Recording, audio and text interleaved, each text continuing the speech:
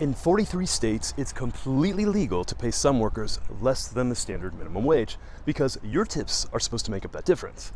Right or wrong, it's for this very reason I tend to tip upwards of 15%.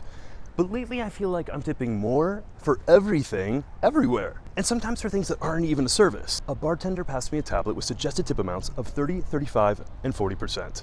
That's insane. Uber Eats asked me to tip before I even received my meal, eliminating any incentive to provide said service.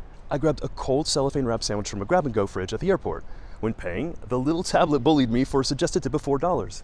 What am I going to tip you for? You're basically a vending machine. Ballsy establishments are soliciting tips for products I never even associated with gratuities like fitness instructors, electricians, and even when I go to pick up the meal. To make matters even more awkward, I'm often solicited to tip directly in front of the merchant who's supposed to receive it, and the 12 people in line behind me, which I'm convinced are looking over my shoulder and judging me to see what I'm going to leave. I decided to set some boundaries around all this guilt tipping.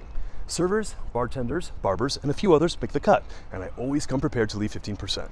For everyone else, I chose not to feel pressured to pay more, especially if no added service was provided to begin with.